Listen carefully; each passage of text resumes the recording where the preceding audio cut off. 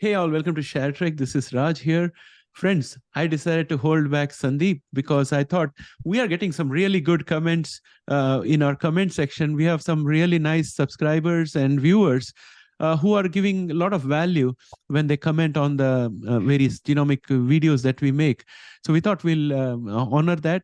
And Sandeep and I have been discussing offline also about the comments that are coming in because there are very informative comments. So Sandeep, when we start this session, do you want to get started? Is there any comment in particular that you have seen that you would like to highlight? Yeah, there are a whole slew of them. Thank you, ShareTreck friends, for all the beautiful comments. But there's one that I'd really like to address first, and that's from our nice, wonderful friend, Pete Wiggley, 9,985. So, Pete, this one's for you. Pete asks, Raj, maybe because you are so expert at Illumina, you could talk a wee bit about this where Pete Wiggley asks, Illumina are happy to stall the Grail deal. The longer they stall it, the more the Grail is worth. They calculate this in when they brought it to my opinion. I don't know how much it's costing them in court cases, but if they bought it for $7.9 billion and sell it for $9 billion, would it work out as a win? Or maybe they would only be able to sell it for 7 billion, which would hurt them a lot. From my knowledge, Grail's revenue is growing at an incredible speed. So why would it be worth any less now in 2024 than in 2022? Maybe I'm missing something. So I Yeah. believe Pete's asking, do you think that Grail would be worth more if they were to sell it? And do you think it's going to be a great idea? Because he thinks Grail is going to be worth a lot more. So, what are your Yeah. thoughts? So I was looking at that comment before. I told Pete that I'm going to think about it and get back to you. And actually, Pete, what I have done is I have taken down, a lot of information about this. And just let me share my screen with you with what I have in terms of revenues. So I'm just going to copy this here and put it into a Word document and have it in front of the screen. Just give me 1 second. I'm going to share the screen. So I hope you guys can see this. I'm going to try and make it bigger. How do I make this bigger? Man, I haven't used Word in a long time. So Uh, view. Scroll Uh, bar at the bottom, right? oh, scroll bar at the bottom. Oh, okay, great. See, Sandeep is knowledgeable in software usage. So guys, if you look at Q3 2021, when Grail started being reported separately in Illumina's quarterly reports, in Q3, they said that they expect the range of revenue to be 55 million to 65 million for 2021. Then in Q4, they said that for the next year, that is 2022, it will be 70 million to 90 million. But they closed 2022 with a revenue of $12 million. So if I extrapolate 12 million and then I get 48 million for 4 quarters approximately, I'm just keeping this as a estimation. Mhm. Okay. Now, let me make this red so that we can see it distinctly. And then in 2022, they started with the range of 70 million to 90 million revenue for Grail in Q1, and they reduced it to 50 to 70 million in Q2 2022. And then in Q3 2022, they increased the bottom of the range and decreased the top of the range and came to 55 million to 65 million. And then in the fourth quarter of 2022, they said for the next year, they expect a revenue in the range of 90 million to 110 million. But they closed 2022 with a revenue of 55 million, which was at the bottom end. 55 million minus 48 million gives me 7 million, and 7 million divided by 48 About to 100 is around 14.5%. yeah, 14 Okay, point. so it's 14.5% growth. Mhm. So that's a nice number, but it's not like it's on steroids or something. And they didn't have a good estimate of what they're going to close with.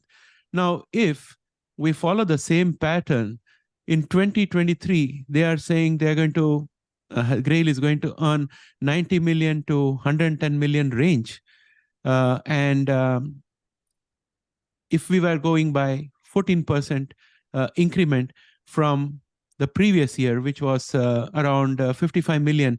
So if I multiply 55 million by 1.14, what I get is 62.7 million. So if past is any indication of the future, I think Grail would make a revenue of 62 million, or at the best case scenario, come closer to the lower end of their estimate. So if they do anything above 62 million, then it will be an improvement. The interesting thing that I found out is that if we add up all the revenue of Grail for the first 3 quarters of 2023, they've already crossed 62 million out there. So they are on track to do a really spectacular earning, and that's great. Our subscriber is right from the earnings perspective. Yeah. Not too delicious. And then I'm coming back to the comment from Pete.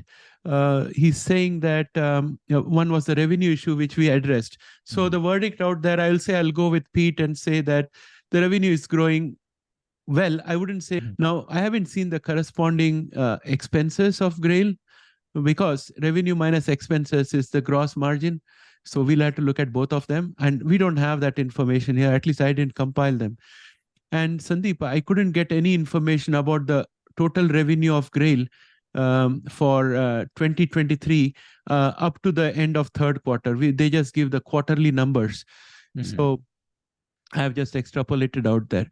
So Illumina may be happy to stall the Grail deal. I don't know. I think the new CEO would be very happy to resolve this issue and start focusing on the core business. He has the blessings of Carl Icahn as well as the board of directors. So it's going to be a very good wicket to stand on. I mean, I'm talking cricket parlance. Wicket means to be on a platform and the center of attention. So he's on a right place right now. And he has a certain amount of goodwill that he has got to use in order to wipe out the sins of the past and lay a foundation for a better future. So I am thinking that when EU is fighting tooth and nail, already levied them 425 million or $445 million of penalty. And when that has happened, I think the force is against Illumina. So I suspect that he would like to sell and move. If there is a loss, they will bag the loss and then they will go ahead. The investors would not like to have any kind of suspense. And now, as I mentioned in the video that I did, the deep dive video in which Pete, you have commented, I was speaking about the US court asking FTC to go back and rework based on the right metrics.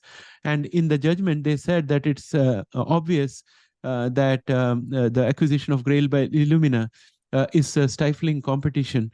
So it's a foregone conclusion that FTC is going to be the winner in this case when it comes back with the properly worked out reasoning. And then in the European Union, again, they are saying that this is our rules and there is no overreaching. So I do not see any situation in which the new CEO is going to push this further, because the previous CEO and chairman of the board who had been pushing that angle have both lost their jobs, and there's a court case against them. And that's a really strong message from the market. And once the news came out that they have submitted their Form 10 in confidence to the SEC, detailing how they plan to sell Grail, the market responded very positively. So taking all that together, I'm pretty sure that sooner they divest Grail, it will be better. And Grail would be worth much more if the market was good and if Illumina had not overpaid for them. So the 7.9 billion valuation, I don't know how much is overpayment, because there was a lot of other compensations going on behind the scene. It'll all become clear when Carl Icahn's suit goes through and the Delaware court makes a decision. So, Pete, that's what I have to say. I think now I'm moving on to this other comment that we have here from CRISPR. Shane Olson says Kathy Woods also purchased 11 million more shares, around $60 per share. And And Sandeep, you were saying that there is Kathy's arc, which you look at, right? Yes, there is a but so I'm just gonna share my screen a little bit. There is this cool website called kathysarc.com /ERC funds, which kind of goes through and tells about all of the trades, all the holdings in Kathy Wood's ARK Invest portfolio. So I went and just typed in CRISPR, and our very, very astute subscriber is correct. There has been a massive pickup in shares purchased of CRISPR by ARK Invest. So good job. Very astute of you. 11 Yeah, million. I think She's Shane bullish. Olsen, I mean, this is the quality of She's bullish. subscribers that really make the channel interesting for me, because they help us to improve our analysis, right? We had not thought about these things when we made the video. So this is all good. So thanks, Shane. Thanks a lot. And uh, I think, Sandeep, I have a question out here Hey. in one of the comments. It's from decentralized. Okay. Ah, Yeah, it's a comment from decentralized. I'm going to show you the comment out here. I just saw it a few minutes ago while we were talking about Shane's question. So, decentralized says, I believe that we are looking at the Apple and Microsoft of synthetic biology, like Amazon. It will not indefinitely remain a penny stock. And he's talking about Ginkgo Bioworks. mm, So, what do you think, Sandeep? great comment, and I really appreciate the enthusiasm. That's great. I love hearing that. But it's definitely possible, I think. Apple and Amazon are kind of the leaders in their field. They have such a huge moat, such a huge advantage in capital, in innovation. They get the best talent, the best minds who work for them, and they just improve. They become the best. So that is definitely possible. However, time is going to tell.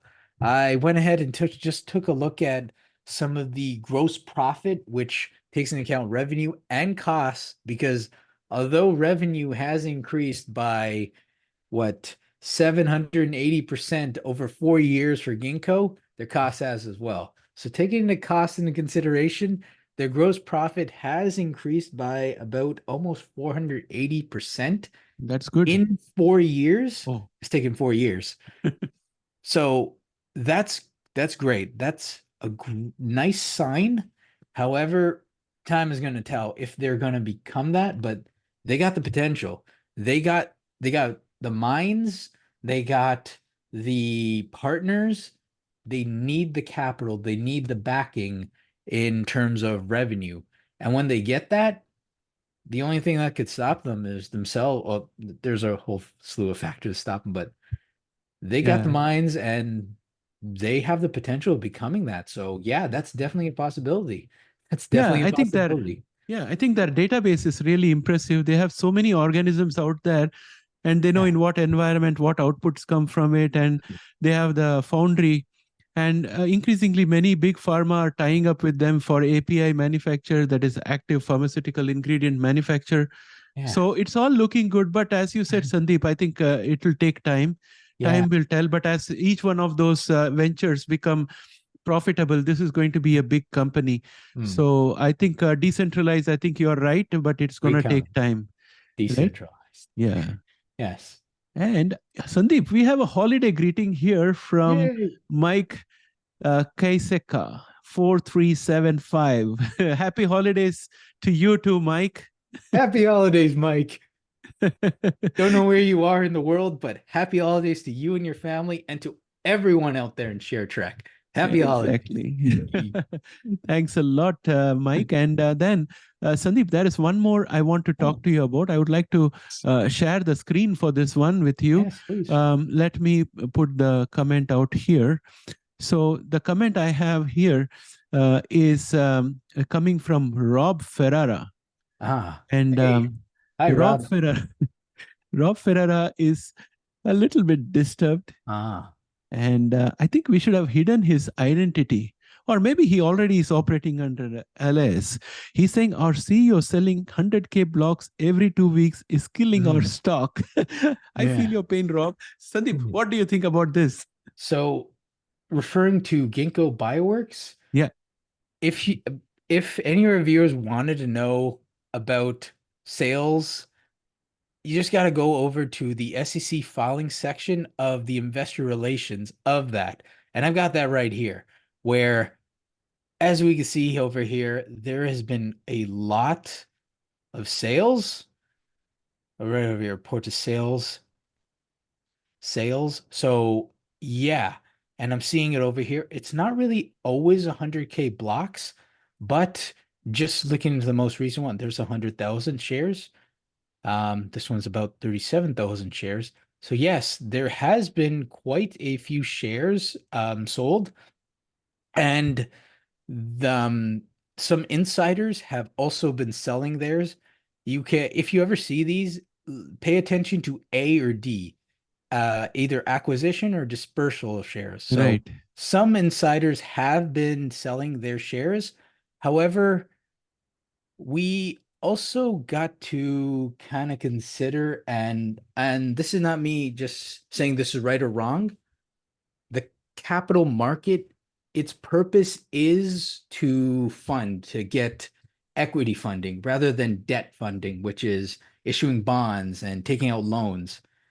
The function of the market is always been first to give people equity as in shares of the company and get cash.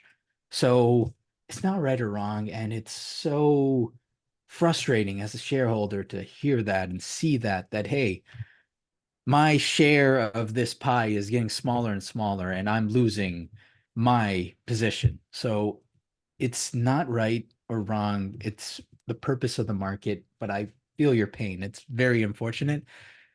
Ginkgo Bioworks, just by quickly looking at their balance sheet and their income statement, the company needs money right now. The company needs about what 600, almost $600 million each quarter. So the reason why it's doing that is because it wants to fund operations. And I feel your pain. It's really frustrating, Rob, but it's not always selling at 100K blocks, and it is killing our stock. But they're doing it for the reason of funding operations. Yeah, So I but hope of that provides a little bit of solace, but I'm sorry, homie. it'll never provide solace because we want to Yeah. see the returns. But I Yes. think it's right. It's there's a lot of insider selling, Uh-huh. and that could have, and equity dilution. Those things could definitely keep the share down. And then our good old friend Jesse Isaacson. Hey, Jesse, We have Jesse Isaacson here wonderful young man. saying that my DNA shares are also down. I plan Mhm. to hold for the long term. So Mhm. uh, Jesse had actually said that he has a very small holding, so it's not something serious. He's got a Mhm. small holding. I also have a small holding. I think for the long term, we can keep somewhere around 2,000, 2,500 shares. No harm. You can keep it for the long term and see if something comes out. It'll be spectacular. If it becomes like the Apple or Microsoft, then it'll be spectacular. Otherwise, if you lose, at the most, you're losing $2,500 or something. So that's okay. Yeah. It's quite a bit, So, but yes. yeah. So I think with that, Sandeep, I will finish this round, and maybe next week we'll Mm, take some other yeah. interesting comments. So, Ah, I viewers, like please this.